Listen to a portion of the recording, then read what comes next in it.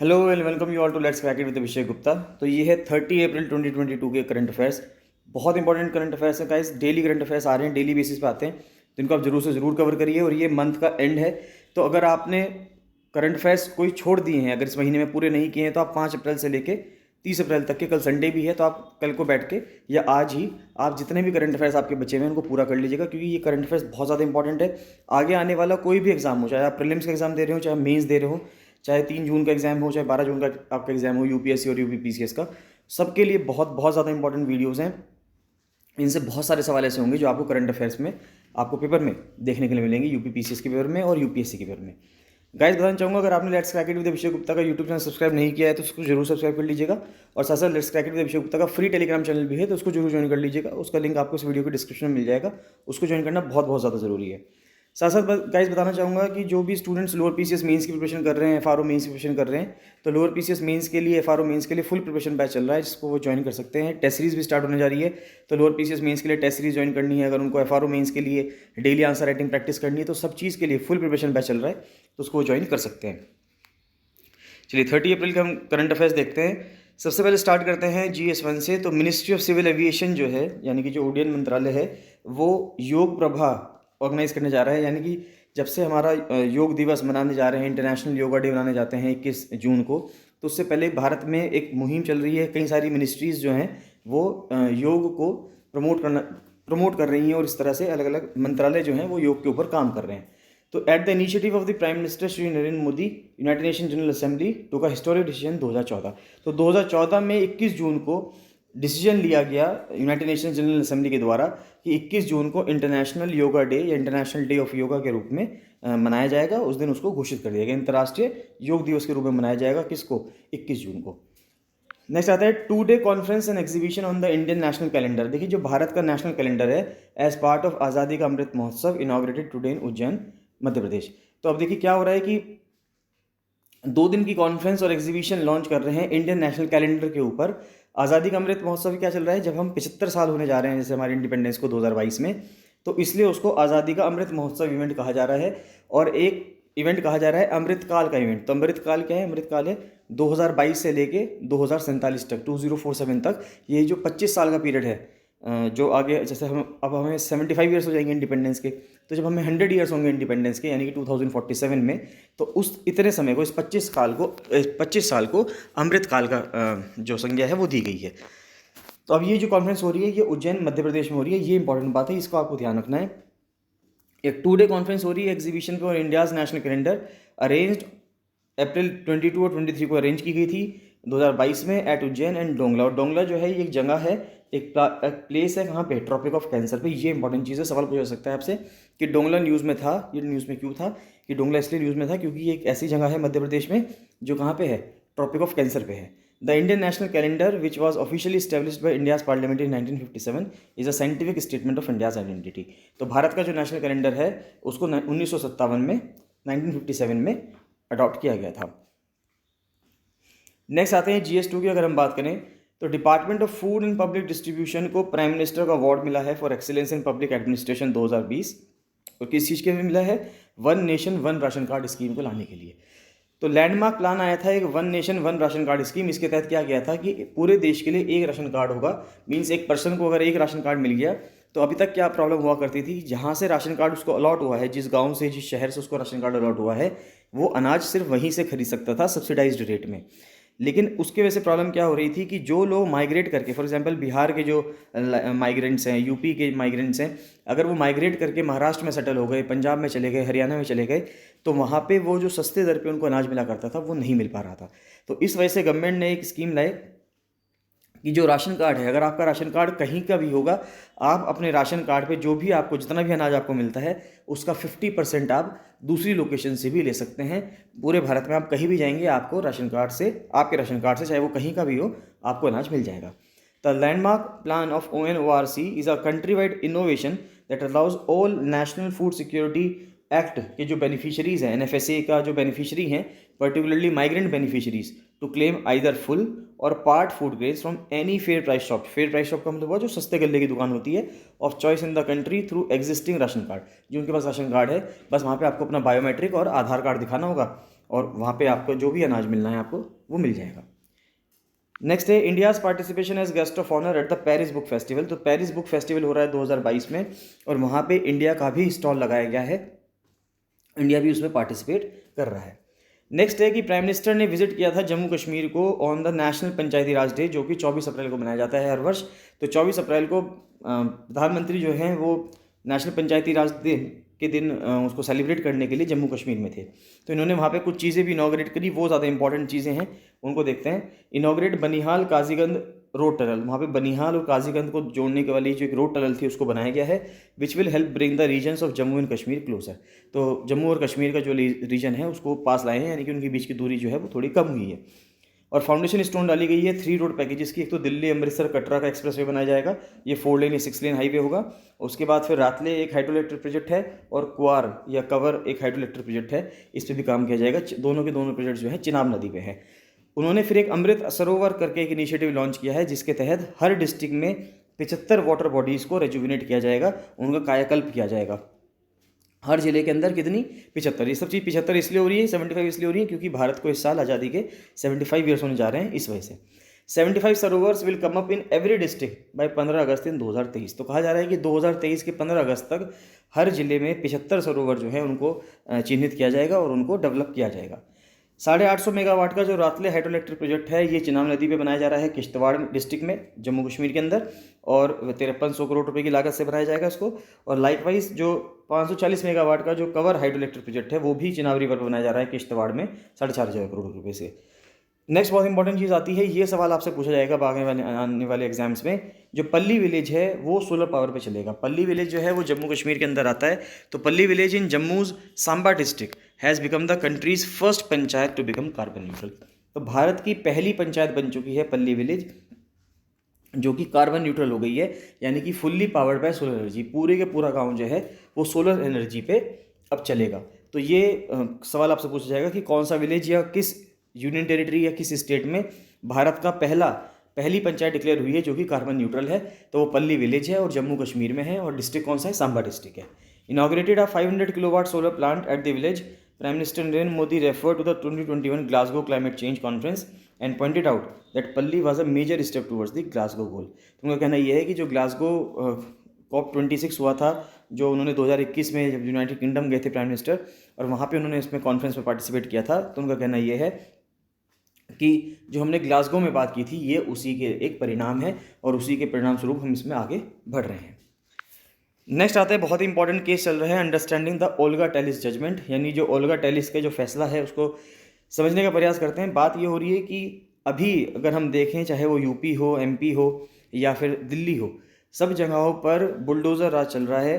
जो भी दंगई हैं या जो भी कहा जा रहा है कि जहाँ पे भी कोई भी टेंशन वाले इश्यूज़ होते हैं, तो वहाँ पे जो भी दंगई हैं उनके घरों पर या उनके शॉप्स पे या उनके जगहों को चिन्हित करके उन पर बुलडोज़र चला के उनकी चीज़ों को गिरा दिया जाता है। तो अब इनसे ये सवाल उठता है कि अगर उनके आप राइट टू लाइवलीहुड का एक इशू यहाँ पे आ रहा है कि मान लेते हैं अगर आप उनकी दुकान को गिरा देते हैं तो वो अपना खाएंगे कैसे, यानी कि उनकी राइट टू लाइफ जो आर्टिकल 21 हमें कहता है, आर्टिकल 21 कहता है कि राइट टू लाइफ, अगर वो राइट टू लाइफ कहता है तो राइट टू लाइफ के अंदर राइट टू लाइवलीहुड भी होना चाहिए, यानी कि आप जिएंगे तभी जब आपके पास जीविका होगी। और अगर आपकी जीविका सरकार गिरा दे, यानी कहने का मतलब है कि अगर आपकी जीविका को, आपकी शॉप को अगर गवर्नमेंट के बुलडोजर्स जो हैं वो उसको तोड़ दें, तो ये आपका कॉन्स्टिट्यूशनल जो राइट है, फंडामेंटल राइट जो है उसका हनन है, जिसके तहत आप सीधे सीधे सुप्रीम कोर्ट जा सकते हैं आर्टिकल 32 के तहत। तो अब ओल्गा टेलिस एक जजमेंट हुआ था 1985 की बात है। 1985 में भी सेम यही स्थिति हुई थी कि जब महाराष्ट्र सरकार ने और बॉम्बे म्यूनिसिपल कॉरपोरेशन ने जितने भी पेवमेंट ड्वेलर्स थे, यानी कि जो भी फुटपाथ पर रहने वाले लोग हैं, उन्होंने वहाँ पे अपने शॉप्स बना लिए या छोटे छोटे घर बना लिए फुटपाथ पर रहने वाले लोगों ने, और अगर उनको जब वहाँ की बॉम्बे म्यूनिसिपल कॉरपोरेशन हटा रही थी तो उस टाइम पे सुप्रीम कोर्ट ने जजमेंट दिया था। The Olga Tellis versus Bombay municipal corporation judgment in 1985 ने रूल किया था कि एविक्शन ऑफ पेमेंट ड्वेलर्स, जो पेमेंट पर रहने वाले लोग हैं, यानी कि सड़क पर रहने वाले जो लोग हैं, using unreasonable force without giving them a chance to explain is unconstitutional. तो सुप्रीम कोर्ट ने उसमें जजमेंट दिया था कि अगर आप उनको अनरीजनेबल फोर्स यानी कि ज़बरदस्ती अगर आप उनको हटाना चाहेंगे बिना कोई उन्हें चांस दिए कि आप अपना रीज़न एक्सप्लेन करें कि आप यहाँ क्यों रह रहे हैं, तो ये अपने आप में गैर संवैधानिक है, अनकॉन्स्टिट्यूशनल है। It is a violation of their right to livelihood. ये उनके जो जीविका का जो अधिकार है उनके पास, राइट टू लाइवलीहुड जो है, ये उसका उल्लंघन है।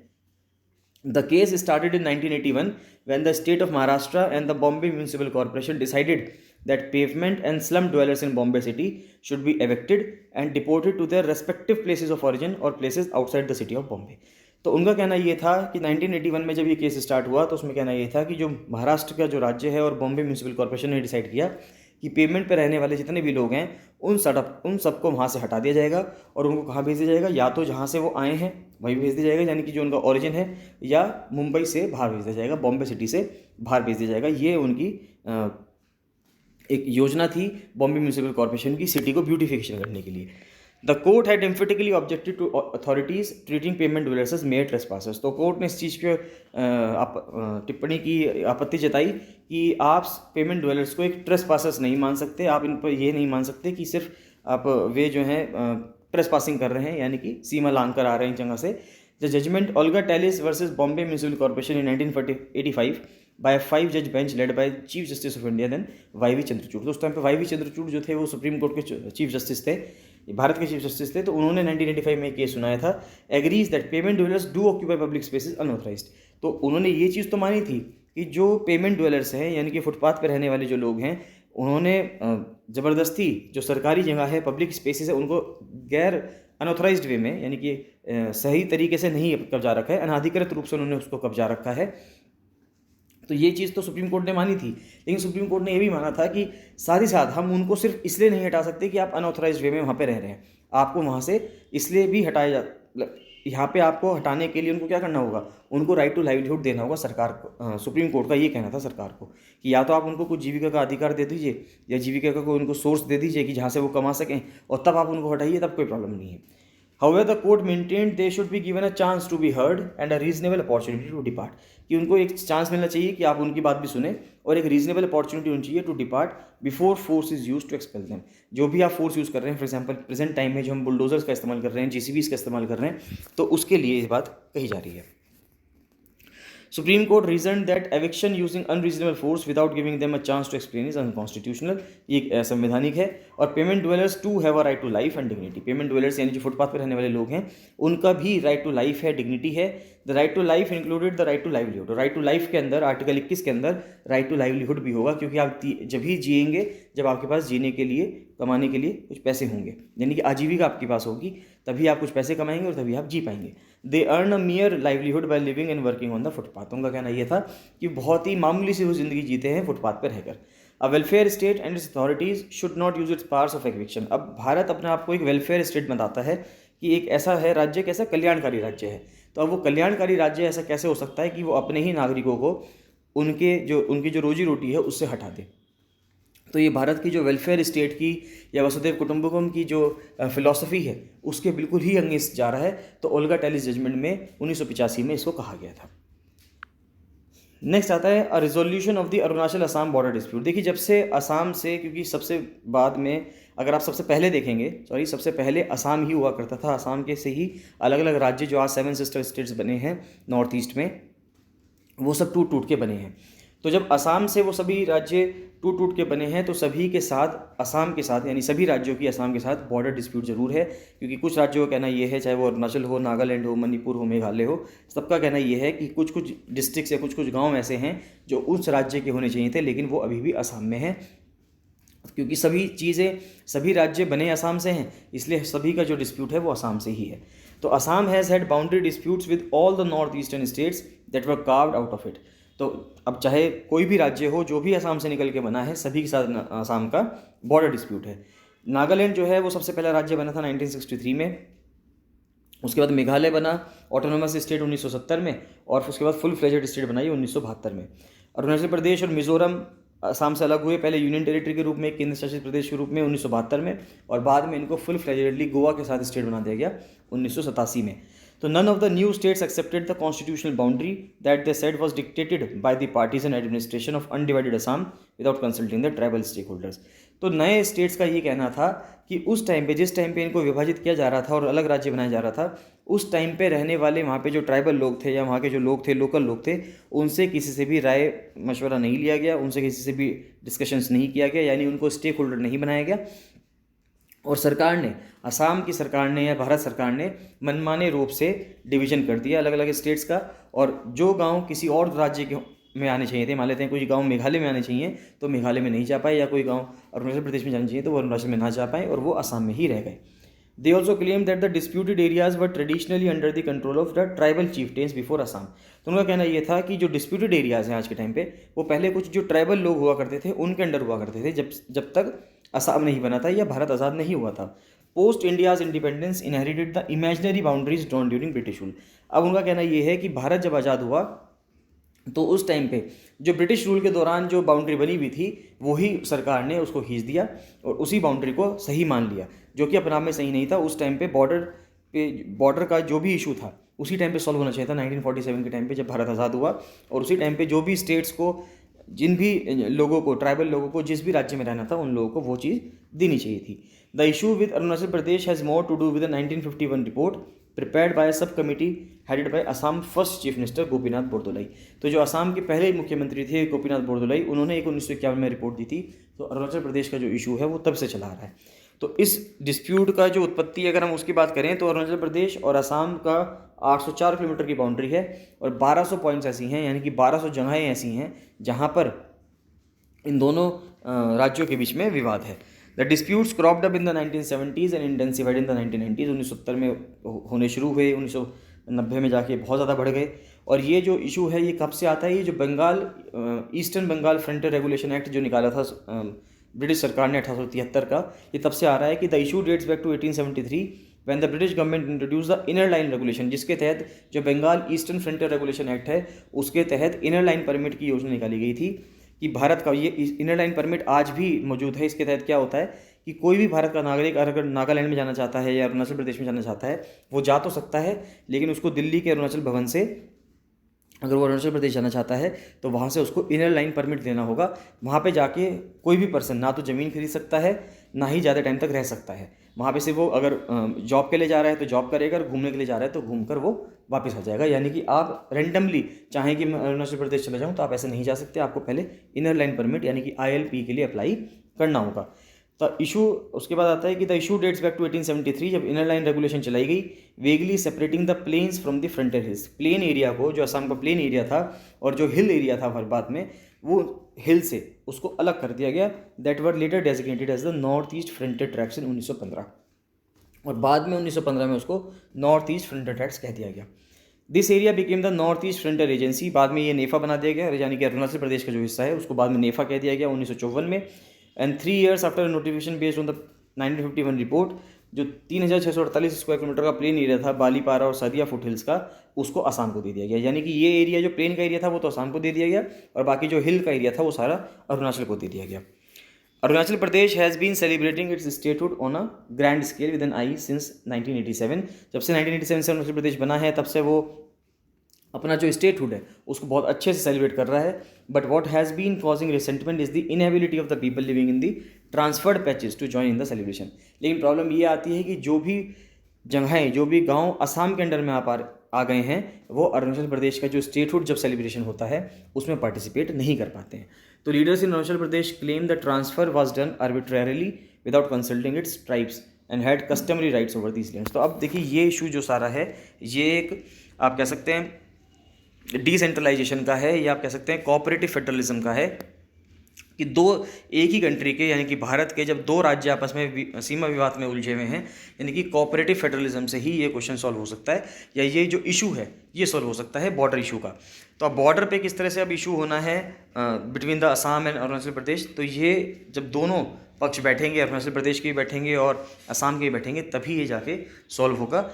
अगर वहाँ पे वो लड़ाई दंगा करेंगे तो उस वजह से वो सॉल्व बहुत ही मुश्किल है। कभी भी लड़ाई से कोई चीज़ सॉल्व नहीं हुई है, ज़्यादातर चीज़ें सॉल्व नहीं होती हैं और वो उलझ ही जाती हैं। चलिए नेक्स्ट चलते हैं। GS3 की अगर हम बात करें तो एग्रीकल्चर के ऊपर बात चल रही है कि agriculture and processed food products export development authority जो अपीडा है उसने MOU साइन किया है नेशनल रिसर्च डेवलपमेंट कॉर्पोरेशन के साथ। तो ये MOU जो है ये क्लाइमेट रिजिलिएंट एग्रीकल्चर बनाने के लिए है, यानी कि एक ऐसा एग्रीकल्चर हम करें, यानी कि ऐसी खेती करें जो क्या हो, कार्बन मुक्त हो और क्लाइमेट संबंधी हो, यानी कि जो क्लाइमेट फ्रेंडली, अगर हम कहें कि क्लाइमेट से फ्रेंडली जो एग्रीकल्चर है वो हमें करना है। NRDC एक एंटरप्राइज है department of scientific and industrial research का, जो ministry of science and technology के अंदर आता है और उसको 1953 में इस्टेब्लिश किया गया था। ये इंपॉर्टेंट चीज़ है, इसके ऊपर सवाल पूछ सकते हैं कि इसको कब इस्टेब्लिश किया गया था। 1953 में ministry of science and technology के अंदर आती है और किस डिपार्टमेंट के तहत आता है, department of scientific and industrial research के तहत आता है।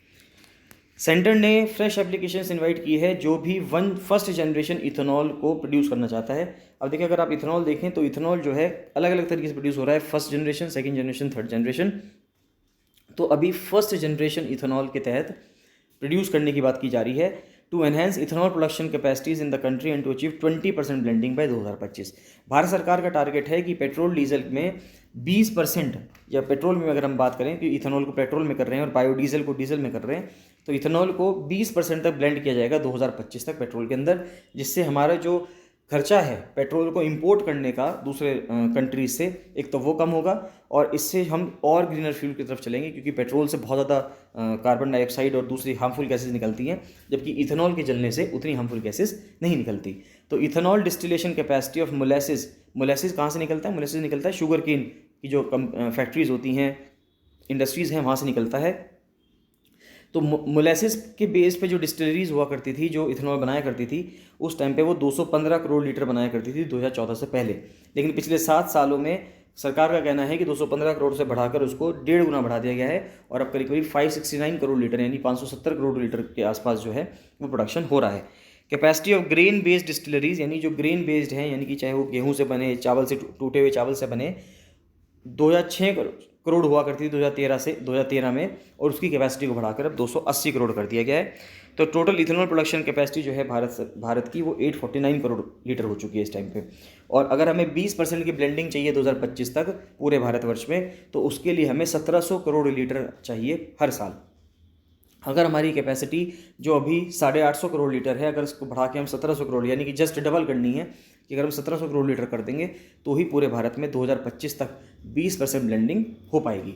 Till year 2013 supply of ethanol to OMCs was only 38 crore litre. तो 2013 तक OMCs यानी कि जो ऑयल मार्केटिंग कंपनीज हैं वो सिर्फ 38 करोड़ लीटर ही इथेनॉल को सप्लाई कर रही थी with blending level of only 1.53%। हमें 20% तक ब्लेंड करना है और अभी सिर्फ 1.53% ब्लेंड हो रहा है। जो इथेनॉल सप्लाई ईयर था 2013-14 का, उसको 8 गुना बढ़ा दिया गया है और इस टाइम पे जो 2020-21 में अगर हम देखें तो 8% ब्लेंडिंग हो रही है। तो आप ये अपना आंसर्स में लिख सकते हैं कि जब भी एग्रीकल्चर के ऊपर आंसर आए या जब भी आपको क्लाइमेट चेंज के ऊपर या इन्वायरमेंट के ऊपर ऐसे लिखना हो, तो उस ऐसे में आप लिख सकते हैं कि किस तरह से भारत सरकार काम कर रही है। और जो इथेनॉल है, इथेनॉल की ब्लेंडिंग करवाई जा रही है कितने परसेंट पे? 8.1% पे इथेनॉल की ब्लेंडिंग करवाई जा रही है। तो in the current ethanol supply year 2021-22 about 158 crore litre ethanol have been blended with petrol. इतना पेट्रोल को ब्लेंड किया जा चुका है 17 अप्रैल 2022 तक और 9.77% की ब्लेंडिंग के टारगेट की हम जा रहे हैं, यानी कि मोर एंड लेस कुछ समय हमें लगेगा। और यानी कि 2025 तक जो 20% ब्लेंडिंग का टारगेट है, अगर हम इस गति से काम करते रहें तो उम्मीद है कि उसको हम अचीव कर लेंगे। नेक्स्ट आता है कि household consumer spending survey to resume in July. अब देखिए, जो पहले कंज्यूमर स्पेंडिंग सर्वे था, यानी कि एक कंज्यूमर जो है, यानी कि उपभोक्ता जो है वो कितना खर्च कर रहा है, ये सर्वे हुआ करता था हर 5 साल में, लेकिन बीच में इसको बंद कर दिया गया। इससे पहले जो फुल सर्वे हुआ था वो 2011-12 में हुआ था, उसके बाद एक 2017 में ट्राई किया गया, लेकिन 2017 का जो रिजल्ट था वो बहुत ज़्यादा पुअर था, क्योंकि उस टाइम पे लोगों के पास पैसा नहीं था बिल्कुल भी। 2016 में हमने डीमोनेटाइजेशन देखा था, तो लोगों के पास खर्चा करने के लिए पैसा नहीं था। तो इस वजह से सरकार ने उसको ये कह के टाल दिया कि वो उसका जो डेटा आया है वो सही नहीं है और उसके अंदर कुछ प्रॉब्लम है, यानी कि मेल फंक्शनिंग है उस डेटा के अंदर, तो इसलिए उस डेटा को रिलीज़ नहीं किया गया। और वापस से अब कहा गया है 2022 में कि जुलाई के महीने से वापस से कंज्यूमर स्पेंडिंग सर्वे जो है उसको स्टार्ट किया जाएगा। The all India house hold consumer expenditure सर्वे, जो कि NSO करता है, नेशनल स्टैटिस्टिकल ऑफिस करता है, हर 5 सालों में, कहा जा रहा है कि इस साल इसको स्टार्ट किया जाएगा जुलाई में।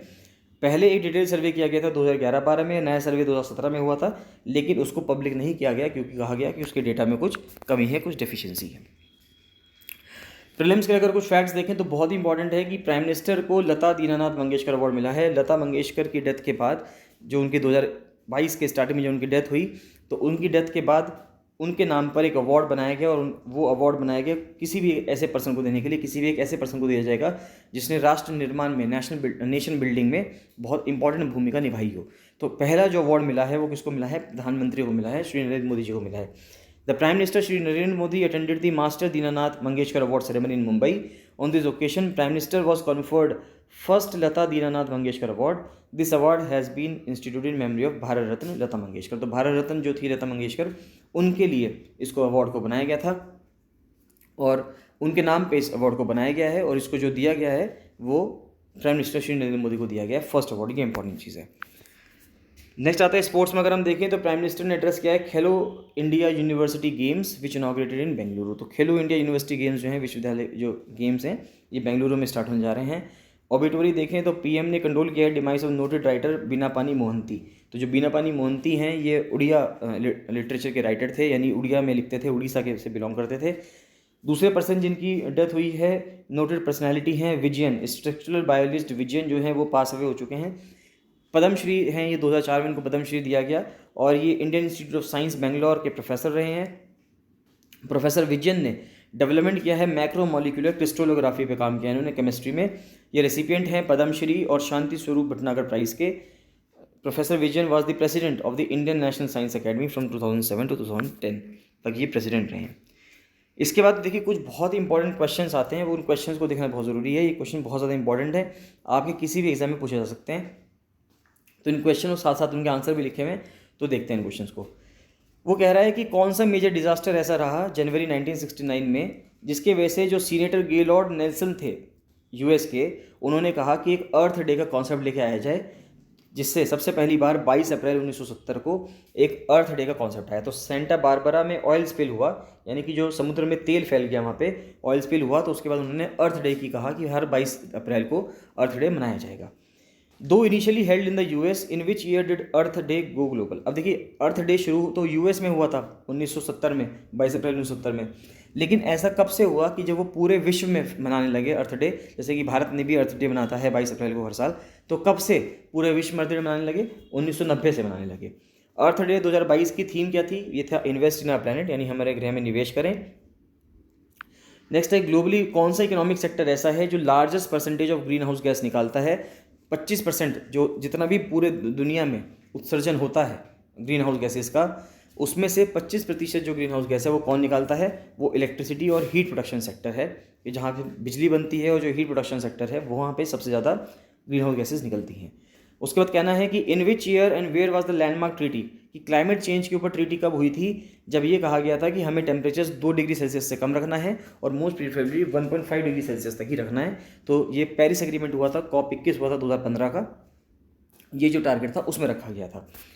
नेक्स्ट आता है कि एक धरती को एवरेजली 24 घंटे लगते हैं, या हम कह सकते हैं कि जो अर्थ डे है वो 24 घंटे का एक समय है, लेकिन ये समय जो है हर 1.7 मिली सेकेंड्स, हर सेंचुरी, हर 100 वर्ष में 1.7 मिली सेकेंड्स के से बढ़ रहा है। तो उसका क्या कारण है? वैसे तो एक दिन 24 घंटे में पूरा हो जाता है, लेकिन ये हर 1.7 मिली सेकेंड्स हर सेंचुरी से ये समय जो है बढ़ रहा है। वो क्यों बढ़ रहा है? उसका रीज़न क्या है? उसका रीज़न ये है कि धरती की जो रोटेशन की स्पीड है वो स्लो हो जा रही है, क्योंकि मून के वजह से, चंद्रमा के वजह से जो धरती पर टाइड्स उठती हैं समुद्र में, उसके वजह से जो धरती के रोटेशन की स्पीड है, जो धरती रोटेट करती है अपनी धुरी पे, अपनी एक्सिस पे, तो वो स्पीड कम हो रही है।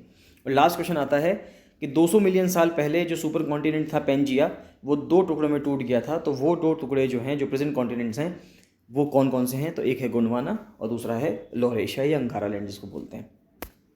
तो दैट्स ऑल। तो ये कुछ क्वेश्चंस थे, तो ये सभी आज के करंट अफेयर्स थे 30 अप्रैल के, इनको आप बहुत अच्छे से पढ़ लीजिएगा। अगर आपको करंट अफेयर्स के नोट्स चाहिए तो आप मुझे 7665804421 पर कॉल या मैसेज कर सकते हैं। चलिए मिलते हैं नेक्स्ट वीडियो में। So thank you and bye bye.